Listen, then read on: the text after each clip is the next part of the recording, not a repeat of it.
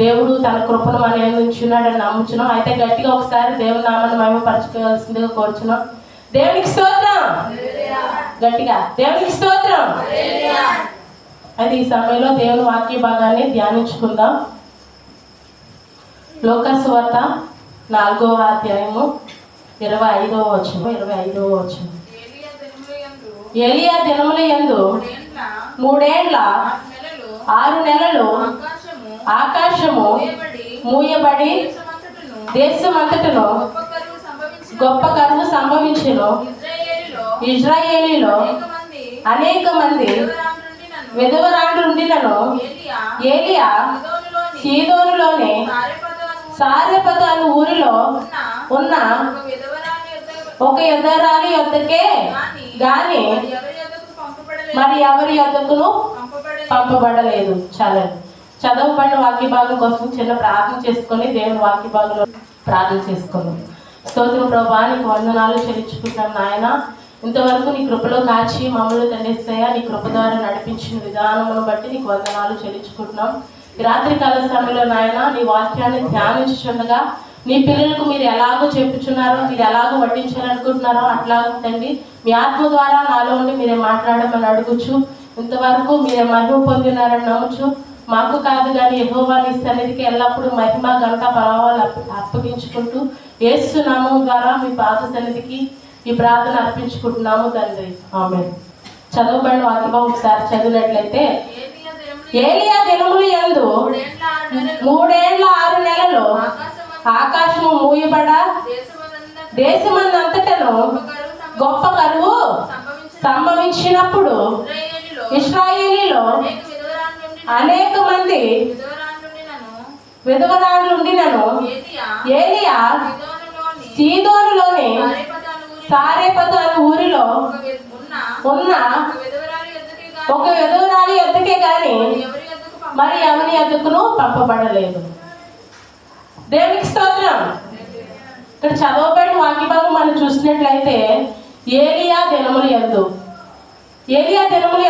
3.5 సంవత్సరాలని అంటారు. 3 సంవత్సరాల 6 నెలల కాలము ఏం సంభవించిందంట? చదవబడిన వాక్య భాగంలో కరువు సంభవించిందంట. అయితే దేవుడని యెహోవా ఏలియాకు ప్రత్యక్షమై ఏం సెలవిచ్చాడంటే, సారెపతు అనే ఊరిలో ఉన్న విధవరాలికి వెళ్ళమని సెలవిచ్చాడు. అయితే ఇక్కడ మనం ఈ వాక్య భాగం చదవబడిన వాక్య భాగం మనం చూసినట్లయితే యేసుక్రీస్తు ప్రభువు తన శిష్యులతోనూ ప్రసంగం చేయించున్నప్పుడు ఈ మాట చెప్పుచున్నాడు.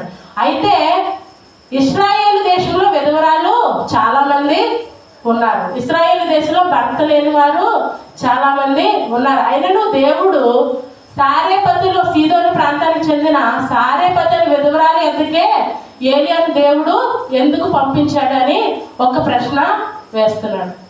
యేసుక్రీస్తు ప్రభువారు ఒక ప్రశ్న వేసినా అలాగే ఒక కార్యం చేసినా దాని వెనుక చాలా గూఢార్థము ఉంటుంది.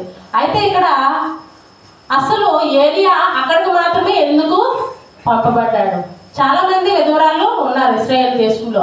అక్కడ వాక్య భాగంలో చూసినట్లయితే ఇశ్రాయేల్ దేశంలో చాలా మంది విధవరాలు ఉన్నారు. అయినా దేవుడు ఏలియాకు ప్రత్యక్షమై సారెపతు అనే ఊరిలో ఉన్న విధవరాల దగ్గరకు మాత్రమే వెళ్ళమని ఎందుకు చెప్పి ఉన్నాడు?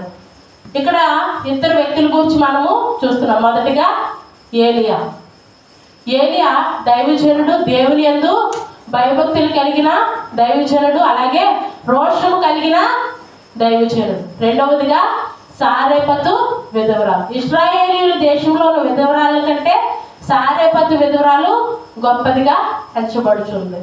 ఎందుకు అలాగే ఎంచబడుచుంది? ఎందుకు ఏలియాను దేవుడు అక్కడికి మాత్రమే పంపించాడు అనే విషయాల గురించి మనము ధ్యానించుకుందాం. ప్రియమైన సహోదరి సహోదరుడా, మనం చూడబడిన వాక్య భాగము ఒకసారి లోతుగా మనం ధ్యానించినట్లయితే ఏలియాను దేవుడు సారెపతు ప్రదేశానికి వెళ్ళమన్నట్లుగా చూడగలం. అయితే ఏలియా దేవుణ్ణి నమ్మిన కాలము మొదటిగా అతను అంతకు ముందు ఎలాంటి ఆమె దగ్గరకు వెళ్ళే పరిస్థితికి వచ్చేసరికి అంతకు ముందు అతను ఎలాంటి అద్భుత కార్యాలు కానీ ఎలాంటి ఆశ్చర్య కార్యాలు కానీ చేయలేదు. ఏలియా పరిస్థితి ఎలా ఉందంటే మొదటిగా దేవుని విశ్వసించాడు, దేవుని కొరకు బ్రతకాలని తీర్మానించుకున్నాడు. దేవుడైతే అతన్ని ప్రవక్తగా నియమించాడు. అయితే అంతకు ముందు అతను గొప్ప కార్యాలు చేసినట్లుగా కానీ, అతని ద్వారా దేవుడు గొప్ప కార్యాలు జరిగించినట్లుగా కానీ ఏమీ లేదు. మన బైబిల్ గ్రంథంలో చూసినట్లయితే మొదటి రాజుల గ్రంథము 17వ అధ్యాయము మొదటి నుంచి మనం చూసినట్లయితే, అంతటా గిలాదు కాపురస్తుల సంబంధియును తిష్బీయుడైన ఏలియా అహాబు వద్దకు వచ్చి, చాలండి అక్కడ మనం చూసినట్లయితే ఆ వాక్య భాగం చదువుకుని, దేవుడు ఏలియాకు మొదటిగా ప్రత్యక్షమైంది. అంతకు ముందు ఏలియా ద్వారా ఏ గొప్ప కార్యము జరగలేదు. అయితే ఆ వాక్యం దగ్గర నుంచే ఏలియా యొక్క వృత్తాంతం మనకు ఆరంభం అవుతుంది. ఏలియా గొప్ప కార్యాలు చేసినట్లుగా కానీ అంతకు ముందు ఏమీ లేదు. అయితే దేవుడు ఏలియాతో మాట్లాడతాడు. ఏమనంటే 3.5 సంవత్సరాలు వర్షం కురవదని ఇశ్రాయేలు రాజుకు చెప్పమని చెప్తాడు. అయితే దేవుడు మొదటి ఆరంభంలో దేవుని యందు విశ్వాసంతో అడుగెట్టిన ప్రవక్తకి దేవుడు మొదటగా ఒక సవాల్ ఇచ్చాడు. అహాబు వద్దకు వెళ్ళి ఇలాగ నీవు చెప్పాలి, నా వాక్కును నీవు తెలియజేయాలి. అప్పటికే అహాబు రాజు గొప్ప ఉన్నత స్థానంలో ఉన్నాడు. అలాంటి రాజు దగ్గరకు వచ్చి ముక్కుసూటిగా మాట్లాడి 3.5 సంవత్సరాలు వర్షం కూడదు అని సవాలుగా తన వాక్కును, దేవుని వాక్కును తెలియజేసినట్లుగా మనం చూస్తాం. ప్రియమైన సహోదరుడా, ఏలియా జీవితంలో ఎక్కడ వెనకడుగేసిన పరిస్థితి లేదు. దేవుడు పిలిచిన రోజు నుంచి దేవుని కొరకు నిలవబడినవాడు. మొదటిగా ఏలియా ప్రవర్తన ఎలాంటిదంటే, ఎదుటివారు ఎంత గొప్పవారైనప్పటికీ దేవుని విషయంలో మాత్రం దేవుడు అనుకున్న మాటని ఖచ్చితంగా చెప్పే ప్రవక్త. దేవుని మాటను ఖచ్చితంగా తోచా తప్పకుండా ఇతరులకు తెలియజేసే ప్రవక్త. అలాంటి ప్రవక్తను దేవుడు ఏమాత్రము వెనకడుగు దేవుని కోసం ఖచ్చితంగా రోషం కలిగి నిలవబడగలిగే ఈ ప్రవక్త అంతకు ముందు తర్వాత దినాల్లో దేవుని కోసము బలిపీఠము కోసం బయలు ప్రవక్తలను 850 మంది అన్ని ప్రవక్తలు చంపబడడం ఇదంతా తర్వాత జరుగుతుంది. కానీ ఆరంభంగా దేవుడు ప్రవక్తగా నియమించినప్పుడు అప్పటికి ఏమీ గొప్ప కార్యాలు దేవుని యందు చూడలేదు. అయినా దేవుని కోసం ముక్కుసూటిగా ఖచ్చితమైన దేవుని వాక్కును తెలియజేయడానికి అహాబు రాజు దగ్గరికి వెళ్ళి ఏమంటున్నాడంటే, 3.5 సంవత్సరములు మన దేశంలో వర్షాలు కురవు అని దేవుని వాక్యం ఉన్నట్లుగా చెప్పినట్లుగా చూస్తాం. అలాంటి గొప్ప దేవుడు.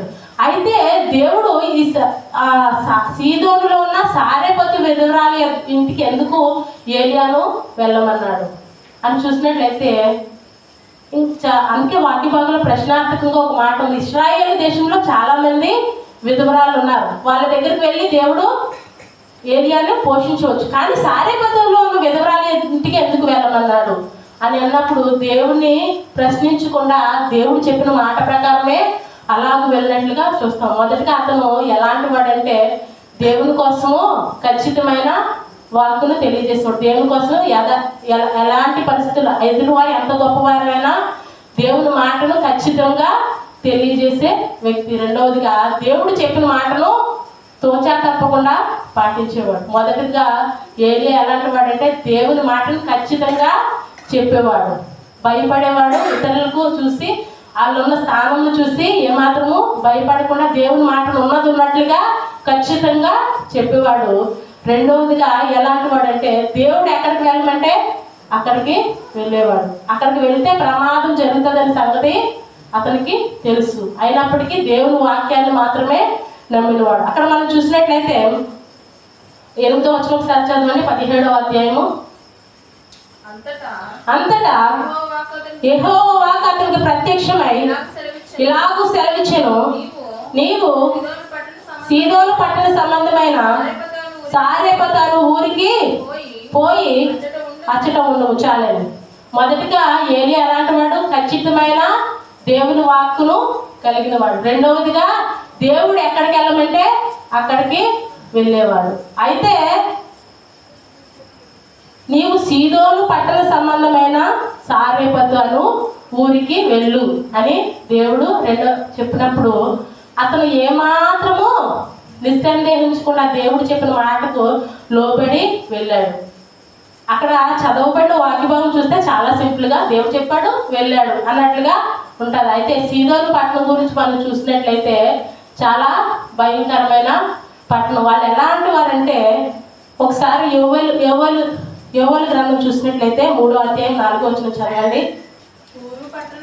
తూరు పట్టణమా, సీదోను పట్టణమా, ఫిలిష్తీయుల ప్రాంత వాసులారా, మీతో నాకు పని ఏమి? నేను చేసిన దాన్ని మీరు నాకు ప్రతీకారం చేయుదురా. 5 నుంచి చదవండి. నా వెండిని నా బంగారమును మీరు పట్టుకొని పోతిరి, నాకు ప్రియమైన మంచి వస్తువులు పట్టుకొని పోయి మీ గుళ్ళల్లో ఉంచుకొంటిరి. యూదా వారిని, యెరూషలేము పట్టణం వారిని తమ సరిహద్దులకు దూరంగా నివసింపజేయుటకై మీరు వారిని గ్రేగీలకు అమ్మివేస్తుంది. దేవునికి స్తోత్రం. చదవబడిన వాక్యభాగం ఏమైనా ఉందంటే ప్రియమైన సహోదరులారా, వీళ్ళు ఎలాంటి వారంటే దేవుని మందిరంలోని వస్తువులన్నీ పట్టుకెళ్ళంట వారి గుడి దేవతల మందిరాల్లో, వారి గుడి దేవతల ఆలయాల్లో దేవుని వస్తువులు పట్టుకెళ్ళి దాచేవారంట. అదేవిధంగా ఇశ్రాయేల్ ప్రజల్ని ఇతరులకు అమ్మి వేసేవారంట. వీళ్ళు ఎలాంటి వారంటే ఈ సీదోనీయులు ఇతర దేశాలకు వారిని అమ్మేసేవారంట. అంతేకాకుండా కీర్తన గ్రంథంలో మనం చూసినట్లయితే 83వ కీర్తన 4, 5 వచనాల వాక్యభాగం ఉంటుంది. వీళ్ళు ఏమని తీర్మానం చేసుకున్నారంట, ఈ ఇశ్రాయేల్ జనాంగాన్ని సమూల నాశనం చేసేద్దాం, అసలు వీళ్ళు భూమి మీద లేకుండా ఈ సంతతిని వారు ఇశ్రాయేలు పేరును ఇక్కను జ్ఞాపకమునకు ఎలా చేస్తారంట? ఈ సీదోను ప్రాంతస్తులు ఎలా ఉన్నారంట?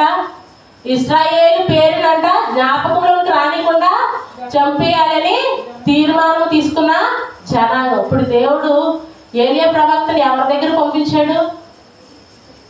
ఆయన దేవుడు పిలిచాడు. మొదటగా ఆయన దేవుడు చెప్పమన్న మాట ఖచ్చితంగా అహాబు దగ్గరికి వెళ్ళి చెప్పాడు. అంత ఖచ్చితంగా చెప్పినప్పుడు తనకి రెండవదిగా ప్రమాదము ఏర్పడింది. ఆయన ఏ ప్రదేశానికి వెళ్ళమంటున్నాడంటే సీదోను ప్రాంతానికి వెళ్ళమంటున్నాడు. వాళ్ళు ఎలాంటి వారంటే, ఎలాంటి కక్ష కట్టుకున్న వారంటే ఇశ్రాయేలు జనాంగాన్నైనా దైవజనులనైనా చంపేసే ఒక తీర్మానం కలిగిన జనాంగం. అసలు దేవుని భయము ఏమాత్రము లేని జనాంగం. దేవుడు అంటే బహుగా కోపగించుకునే జనాంగము. బహు విగ్రహారాధనలో మునిగి ఉన్న జనాంగం. ఎలాంటి జనాంగం? బహు విగ్రహారాధనలో మునిగి ఉన్న జనాంగం. అయితే ప్రియమైన సహోదరుడా, దేవుడైతే సీదోన్లో ఉన్న ఆ ప్రాంతానికి సారెపతు అనే పల్లె ఆ పట్టణం అయితే మరి ఈ విగ్రహారాధనకు అస్తరోతు బయలు దేవతలకు మూల పట్టణం ఆ పట్టణం. అలాంటి పట్టణంలోనికి దేవుడు ఎవరిని పంపిస్తున్నాడు?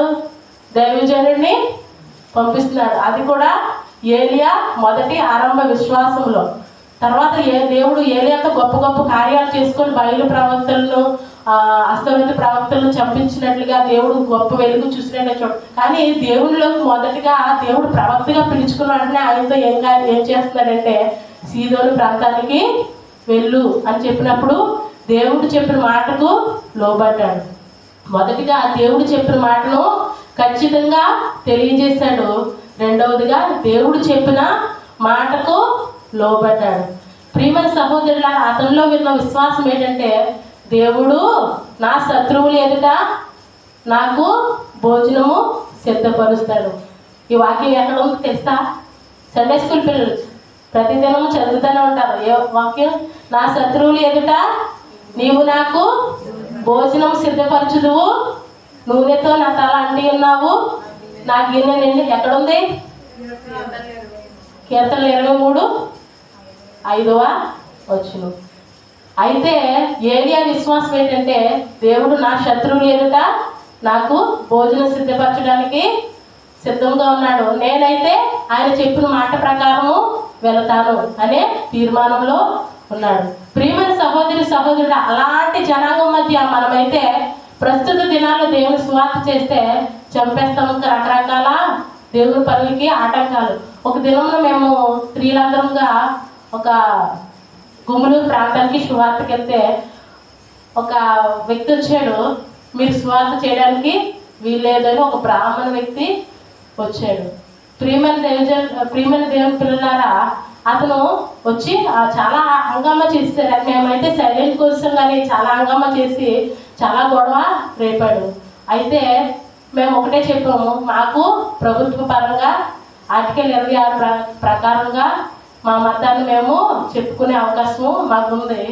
మీరు ఏమైనా చేసుకుంటే అది మీకు మళ్ళా చట్టరీత్యా నేరంగా ఎంచబడుతుందని ఒకే ఒక మాట చెప్పి వాళ్ళు రాళ్ళు ఇసిరాడు చాలా గట్టిగా. ఇంకా రకరకాలుగా ఆడవాళ్ళు మేము అందరూ స్త్రీలుగా వెళ్ళాం సువార్త చేయడానికి గుమ్మలూరు ప్రాంతానికి వెళ్తే ఆయన ప్రవర్తన చాలా ర్యాష్గా ఉంది. అది కాకుండా స్త్రీలు ప్రతి చిన్నదానికి భయపడతాం కదా, అలాంటి స్త్రీలను కూడా చూడకుండా ఆయన చాలా ర్యాష్గా ప్రవర్తించాడు. అయితే ప్రియమైన దేవుని పిల్లలారా, ప్రస్తుత దినాల్లో దేవుని వాక్యాన్ని చెప్పడానికి వెళ్ళడానికే చాలా భయపడే పరిస్థితులు ఉన్నాయి.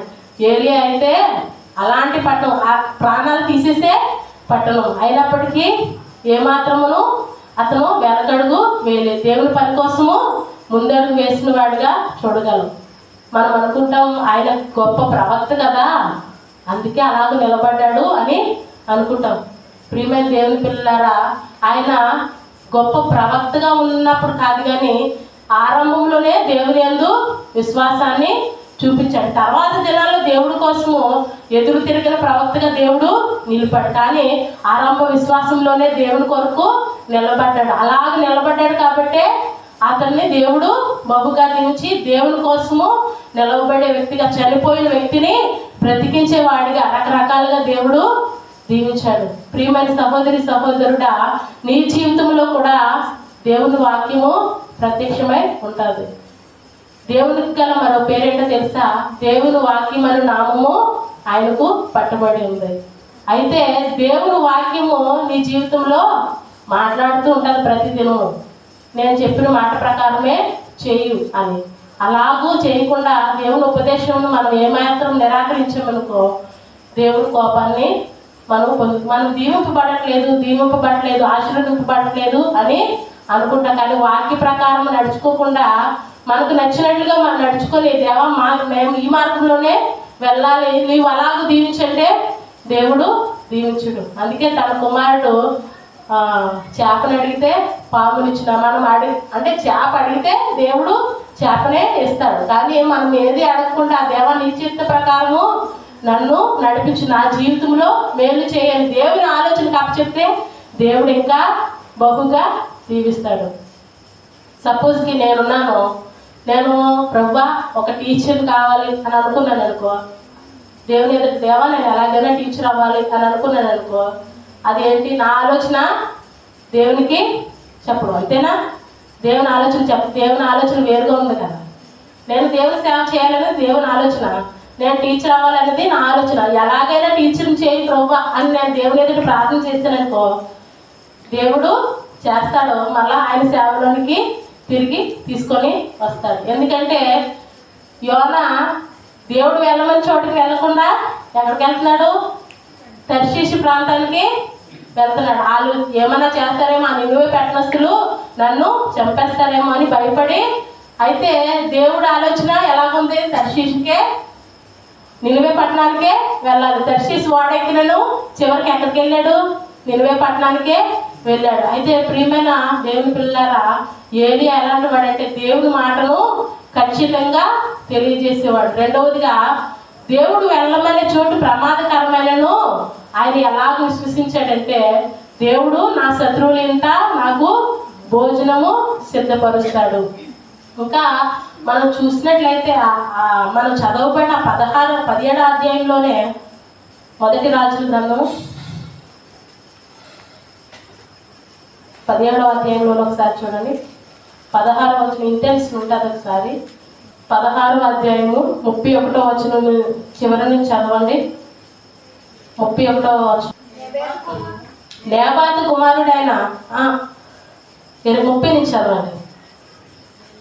30 నుంచి ఒమ్రి కుమారుడైన ఆహాబు తన పూర్వీకులందరినీ మించినంతగా యెహోవా దృష్టికి చెడుతనము. ఆహాబు ఎలా ఉన్నాడంట? దేవుని దృష్టికి చాలా చెడుతనము. దేవుడు అంటే ఏమాత్రము లెక్క లేకుండా చెడ్డ పనులు చేసే వ్యక్తి. అలాంటి వ్యక్తి దగ్గరికి వెళ్ళి 3.5 సంవత్సరాలు వర్షం కురవదు అని దేవుని వాక్యం చెప్తే ఇంక వాళ్ళు ఆరంభించారు. అలాంటి వ్యక్తి దగ్గరికి వెళ్ళి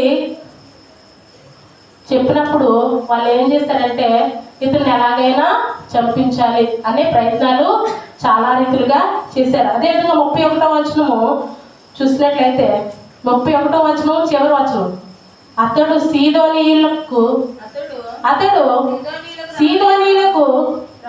రాజైన యెత్బాయేలు కుమార్తె అయిన యెజబెలును వివాహము చేసుకొని బయలుదేవతలను పూజించు వానికి మొక్కుచుండే. చాలండి. ఈ అహాబు రాజు ఏ విధంగా మారిపోయాడు? సీదోనీయుల దేవతను పూజించు. ఇప్పుడు ఆరంభం ఎక్కడ ప్రారంభమైంది? పాపం ఎక్కడ ప్రారంభమైంది? సీదోను రాజు దగ్గర నుంచి యెజబెలు ద్వారా. ఎక్కడైతే మూల కారణమైందో ఇప్పుడు దేవుడు ఏలియాని ఎక్కడ పంపించాడు? మూల పట్టణం ఎక్కడి నుంచి అయితే ఆరంభమైందో అదే ప్రదేశానికి ఇప్పుడు ఏలియాని పంపిస్తున్నాడు.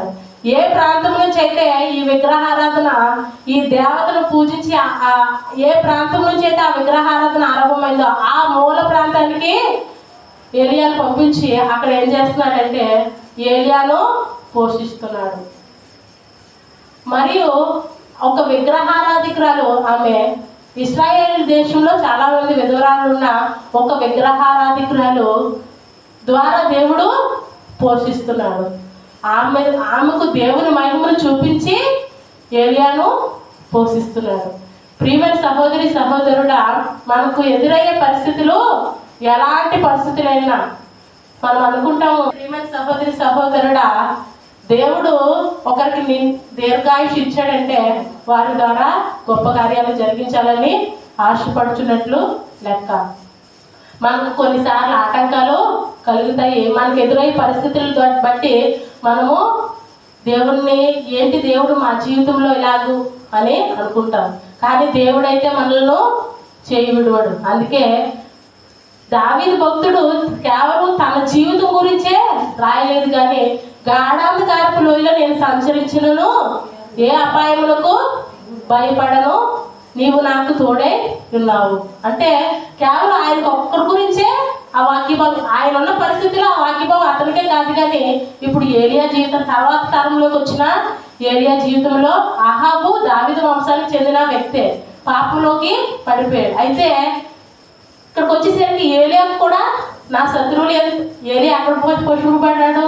సీదోను ప్రాంతంలో ఉన్న సారెపతు విధవరాలు, అంటే ఆ సీదోను మెయిన్ పట్టణం. ఇప్పుడు మన నక్కపల్లికి మనం ఏం చెప్తాం, నక్కపల్లి మండలం మాది అంటాం కదా, అలా ఈ సారెపతు మన ఊరి కింద లెక్కేసుకుంటే నక్కపల్లి మండలం. అలా అంటే మెయిన్ ప్రాంతం నుంచి ఎక్కడైతే పాపం ఆరంభమై ఇశ్రాయేలు జనాంగాన్ని పాపంలో పాడద్రోయడానికి వచ్చిందో అదే ప్రాంతానికి ఏలియాను పంపించి దేవుడు తన మహిమను కనపరిచి ఆమెని పోషించాడు, ఆమెని రక్షించాడు. అలాగే తన పిల్లలైన ఏలియాను కూడా, తన కుమారుడైన ఏలియాను కూడా రక్షించాడు. ప్రియమైన సహోదరి సహోదరుడా, దేవుడు మన జీవితంలో ఒక ప్రశ్నార్థకంగా పరిస్థితిని ఏర్పాటు చేశాడంటే, ఆ ప్రదేశంలో మనల్ని నిలవబెట్టాడంటే మనము ఆశీర్వదింపబడతాము, అలాగే మన ద్వారా అక్కడ ఉన్నవారు కూడా ఆశీర్వదింపబడతాడు. అందుకే యోసేపును బట్టి ఎవరు ఆశీర్వదింపబడ్డారు? చదువుకోలేదు, చాలాసార్లు చెప్తారు, అయినా చాలాసార్లు చెప్పారు. ఈ వాక్యంగా అయితే 150 సార్లు ఎక్కువే. యోసేపును బట్టి పోతీఫరు ఇల్లంట ఆశీర్వదింపబడిందంట. ఈ వాక్య భాగం చాలా సార్లు చెప్తారు. ఆ చుట్టూ ఉన్నవారు అంటే ప్రియమైన సహోదరి సహోదరులారా, యోసేపును బట్టి అంటే మనకు కఠిన పరిస్థితులు దేవుడు కొన్నిసార్లు, అందుకే మన జీవితంలో కొన్నిసార్లు అప్పుల సమస్యలు అయితేనేమి, మనం ఇతరులకు సమాధానం చెప్పుకోలేని పరిస్థితులు కూడా ఏర్పడతాయి. చిరునవ్వుతో వచ్చేస్తాం, కానీ మనం దేవుని వద్దకు వచ్చి దేవుడా మా పరిస్థితి ఏంటి అని అడిగే పరిస్థితి కూడా ఉంటుంది. ఇక్కడ 3.5 సంవత్సరములు ఆహారం లేకుండా ఉన్న పరిస్థితిలో కూడా దేవుడు తన కుమారుడైన ఏలియాని పోషించుకున్నాడు. అలాగే అన్ని జనుల దేశంలో తన సాక్ష్యాన్ని కూడా నిలవబెట్టుకున్నాడు. ప్రియమైన సహోదరి సహోదరుడా, దేవుడు మన ద్వారా స్తుతి పొంది వాడే కాదు, కానీ అన్ని జనుల నోటితో కూడా స్తుతిని పొందుతాడు. ఆయన చేసే కార్యాలు ఏదైనా బహు వింతగా గొప్పగా ఉంటాయి. మనం అనుకుంటాము, నన్ను బట్టి ఇతరులు చులకనగా దేవుడు నేను ఆశీర్వదింపబడలేదు, దేవుడి నామము చులకనైపోతుందే, అసలు దేవుడు ఎక్కడున్నాడు. అందుకే దావీదు భక్తుడు ఒక వాక్యం, నీ దేవుడు ఏమాయనని నన్ను అన్యజనులు అడుగునేలా అని దావీదు ఒక మాట అంటాడు. అలాంటి పరిస్థితిలో కూడా దేవుడు మనల్ని అయితే విడిపించడు. మనల్ని ఆ పరిస్థితిలో ఉంచాడంటే మన ద్వారా ఇంకొకరికి విడుదల కలగబోచున్నది. ప్రియమైన సహోదరి సహోదరుడా, నీవు ఉన్న పరిస్థితి కష్టతరమే కావచ్చు, నీవు ఉన్న పరిస్థితి ఇరుకు ఇబ్బందే కావచ్చు, నీవు ఉన్న పరిస్థితి శ్రమలతో నెట్టుకు రావచ్చు. కానీ ఆ శ్రమ నీకు మాత్రమే కాదు, కానీ నీ చుట్టూ ఉన్న వారికి ఆశీర్వాదాన్ని కలిగించడానికే అలాగూ జరుగుతున్నది. ఏలియా అయితే ప్రభువా, వారు నీ ప్రవక్తలు చంపేసే ఒక తీర్మానం తీసుకున్న జనాంగము, అలాంటి ప్రదేశానికి నేను ఎలాగ వెళ్ళాలని ప్రశ్నించాడా? ప్రశ్నించలేదు. మౌనంగా దేవుని చిత్తానికి తల ఉంచాడు. ఏలియా ద్వారా అక్కడ గొప్ప కార్యం చేశారు. అదే 17వ అధ్యాయంలో 24వ వచనం చూసినట్లయితే ఏమంటదంటే, ఆమె కూడా దేవుణ్ణి తెలుసు.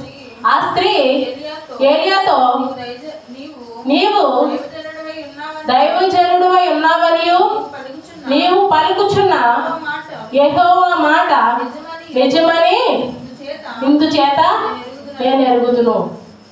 ప్రియమైన సహోదరి సహోదరుడా, ఆ క్లిష్ట పరిస్థితిలో తన కుమారుడిని విడిపించాడు. అలాగే అక్కడ అన్ని జనుల దేశంలో తన సాక్ష్యాన్ని నిలవబెట్టుకున్నాడు.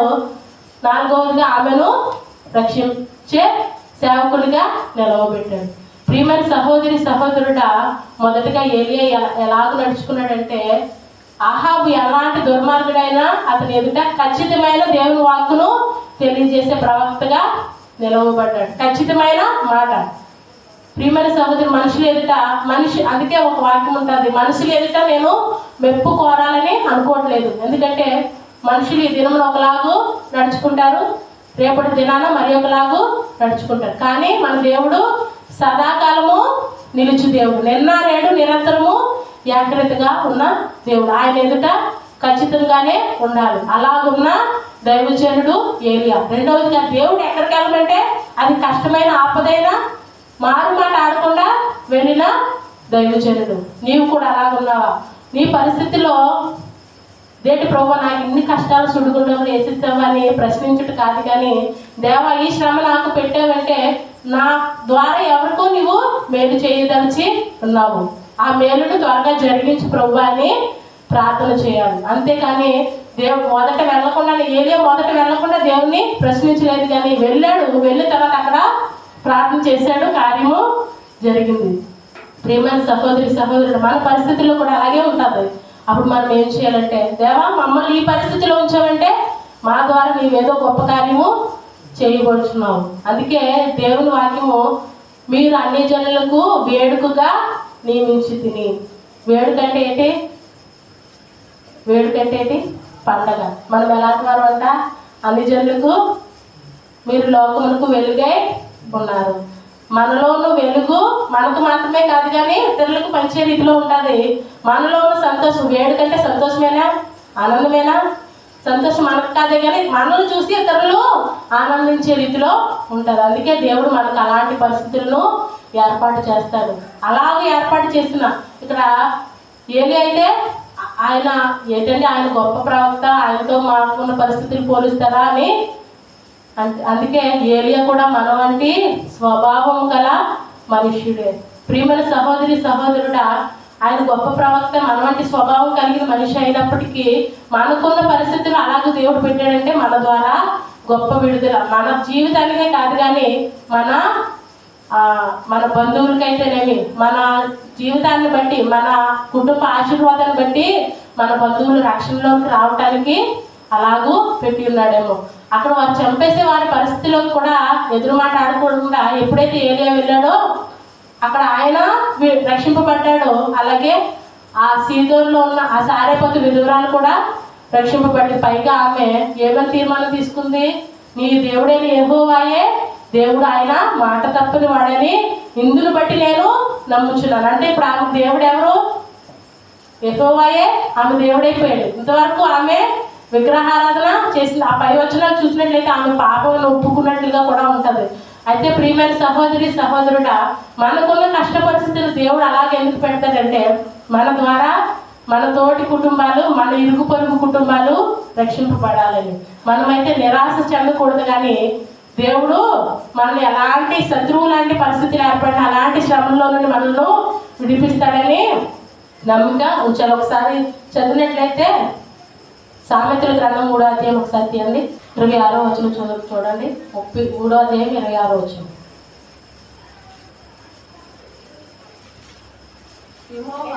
యెహోవా నీకు ఆధారమగును, నీ కాలు చిక్కుపడకున్నట్లు ఆయన నిన్ను కాపాడును. చాలు. ప్రియమైన సహోదరి సహోదరుడా, ఏలియా ఎలాంటి వాడంటే మొదటిగా దేవుని మాటను ఖచ్చితంగా తెలియజేసేవాడు. రెండవదిగా ఎలాంటి వాడు? దేవుని ఎక్కడికి వెళ్ళమంటే అక్కడికి వెళ్ళేవాడు. అది ఎలాంటి ప్రమాదపు అంచైనా గాఢాంతకు కారపు శ్రమ అయినా దేవుడి మాటను ఖచ్చితంగా పాటించేవాడు. మూడవదిగా దేవుని పనిని, దేవుని సువార్తను వ్యాపింప చేసేవాడు. ఆయన చేసిన సువార్తే సారేపతు విధవరాల యొక్క రక్షణ. నాలుగవదిగా అయితే ఎప్పుడైతే ఆయన అలాగ నడుచుకున్నాడో ఆయన కాలును చిక్కుపడకుండా దేవుడు శత్రువుల పట్టణంలో తన సువార్తను వ్యాపింప చేసుకున్నాడు. అలాగే తనను రక్షించుకున్నాడు. అయితే ఎక్కడైతే మూలాధారం విగ్రహారాధన ఉందో ఆ ప్రదేశంలో తన సునాదము అన్ని జనుల నోటితో తన సాక్ష్యాన్ని పంచుకునేలా చేశాడు. ప్రియమైన దేవుని పిల్లలారా, మన జీవితంలో ఎదురయ్యే సమస్యల్లో కూడా మనం ఎలా ఉండాలంటే దేవుని వాక్యాన్ని ఖచ్చితంగా పాటించేవారుగా ఉండాలి. ఎలా ఉండాలి? ఏం చేశాడు? దేవుని మాటను ఖచ్చితంగా చెప్పాడా లేదా? అలాగే దేవుని మాట మనం ఖచ్చితంగా పాటించేవారుగా ఉండాలి. దేవునికి స్తోత్రం, దేవునికి స్తోత్రం. ఎలా ఉండాలి? దేవుని వాక్యాన్ని ఖచ్చితంగా పాటించేవారుగా ఉండాలి. రెండవదిగా దేవుని మాట ప్రకారము నడుచుకునేవారుగా ఉండాలి. ఏరియా దేవుడు వెళ్ళమని చోటుకి వెళ్ళాడా, వేరే చోటుకి వెళ్ళాడా? యోనాలా తప్పిపోయి వేరే చోటుకి వెళ్ళిపోయాడా? లేదు కదా. దేవుడు అది ఎంత ప్రమాదకరమైన వెళ్ళమని చోటుకే వెళ్ళాడు. అలాగూ వెళ్ళడం ద్వారా దేవుడు ఆ శత్రువుల దేశంలోనే తన సువార్తను వ్యాపింప చేసుకున్నాడు, తన సునాదము వినిపించుకున్నాడు. మూడవదిగా అలాంటి ప్రదేశంలో కూడా దేవుని సువార్తను ఆపలేదు. నీకు శ్రమల, కష్టాలు, ఇబ్బందులు ఉన్నప్పటికీ దేవుని కోసం నువ్వు చెప్పే సువార్త ఎప్పుడు ఆగిపోకూడదు. దేవుని కోసం నువ్వు వేసే అడుగు ఎప్పుడు ఆగిపోకూడదు. ప్రియమైన సహోదరి సహోదరుడా, మొదటిగా నువ్వు ఎలా ఉండాలంటే దేవుని వాక్యాన్ని ఖచ్చితంగా పాటించే రీతిలో ఉండాలి. రెండవదిగా దేవుని కోసము ఎలాంటి కష్టాలైనా ఎదుర్కొనే రీతిలో ఉండాలి. మూడవదిగా దేవుని సువార్తను వ్యాపింపజేసే రీతిలో నీవు నడుచుకోవాలి. మొదటిగా చదవబడిన వాక్య భాగం ఏంటంటే, ఇశ్రాయేలు దేశంలో అనేక విధవరాలు ఉన్నారు. వారిని ఆయన కాపాడుకోవడం తెలీదా? తన పిల్లల్ని ఎలాగ కాపాడుకోవాలి? వాళ్ళు అదే కరువులో ఉన్నారు కదా. కరువు ఎక్కడ సంభవించింది? ఇశ్రాయేలు దేశంలో, అహాబు ఉన్న ప్రదేశంలోను, అలాగే ఆ చుట్టుపక్కల ఉన్న ఆ సీదోను ప్రాంతం అదంతా. మరి ఇశ్రాయేలు ప్రజల్లో విధవరాలు ఏమైపోవాలి? దేవుడికి ఆయన పిల్లల్ని ఎలాగో కాపాడుకోవాలో తెలుసు. కానీ మనకు కొంచెం ఇబ్బంది ఏర్పాటు చేశాడంటే మన ద్వారా ఇతరులకు రక్షణ. అయితే అక్కడ వదిలేదు. ఇశ్రాయేల్ దేశంలో ఉన్న విధవరాలు, ఏదో విధవరాలు పేరు చెప్పి అక్కడికి వెళ్ళు నాన్న, నువ్వు నీకు ఆహారం ఉంటుందని దేవుడు చెప్పలేదు. ఎక్కడికి వెళ్ళమన్నాడు? సీదోను ప్రాంతానికి చెందిన మూలం, పాపం ఎక్కడైతే మూలంలో ఉందో ఆ మూల పట్టణానికి పంపించి అక్కడ తన సువార్తను వ్యాపింపచేసి, ఎక్కడైతే పాపం ఆరంభమైందో అక్కడ తన శక్తిని చాటి అక్కడ ఏం చేస్తున్నాడు? తన మహిమను పొందుకుంటున్నాడు. అయితే ప్రియమైన సహోదరి సహోదరుడా, మనకు క్లిష్ట పరిస్థితులు దేవుడు ఏర్పాటు చేశాడంటే మన ద్వారా మన బంధువుల కుటుంబాలకు, మన ఇతర కుటుంబాలకు రక్షణను సిద్ధపరిచాడు. మనము కూడా ఏలియా లాంటి మనుషులమే. మన ద్వారా కూడా దేవుడు గొప్ప కార్యాలు చేయాలని తలుచున్నాడు. అయితే మనం ఖచ్చితంగా దేవుని వాక్యాన్ని పాటించే వారుగా ఉండాలి. రెండవదిగా దేవుడు ఎక్కడికి వెళ్ళమంటే అక్కడికి వెళ్ళే వారంగా ఉండాలి. మూడవదిగా దేవుని సేవ కోసము స్థిరముగా నిలబడేవారుగా ఉండాలి. ఏరియా అయితే అక్కడే ఉన్నాడా, 3.5 సంవత్సరాలు వేరే దగ్గరికి వెళ్ళిపోయాడా? వెళ్ళలేదు కదా. మన ద్వారా గొప్ప కార్యాలు జరిగించాలి అని ఆశపడుచున్నప్పుడు మనం ఏం చేయాలంటే స్థిరంగా దేవుని కోసము నిలబడాలి. అప్పుడు మన చుట్టూ ఉన్న వారికి మన ద్వారా విడుదల, రక్షణ కల్పిస్తాడు. అక్కడ ఏరియా తప్పింపబడమే కాదు, కానీ అక్కడ ఉన్న ఆమె కూడా రక్షింపబడింది, దేవుని సేవలో ముందడుగు వేసింది. ఇప్పుడు ఆమె ద్వారానే అక్కడ సువార్త ఆరంభమైంది. ఎందుకంటే దేవుడు ఆమె బిడ్డను, చనిపోయిన బిడ్డను బ్రతికించాడు కూడా. ఇప్పుడు ఆమె ద్వారానే ఎక్కడ మూల పాపం ఆరంభమైంది, అక్కడే ఇప్పుడు సువార్త ఆరంభమైంది. ప్రియమైన సహోదరి, సహోదరుడా, మన పరిస్థితులు చూసి మనం ఎప్పుడు భయపడకూడదు. ఎందుకంటే మన కాలు చిక్కుపడలేకుండా దేవుడు మనల్ని నడిపిస్తాడు.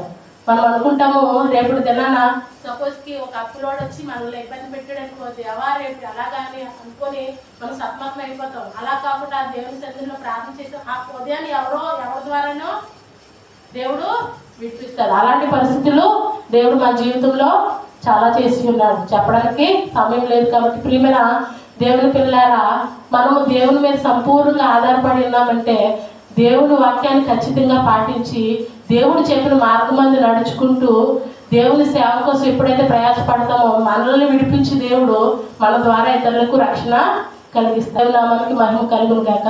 ప్రార్థన చేసుకుందాం.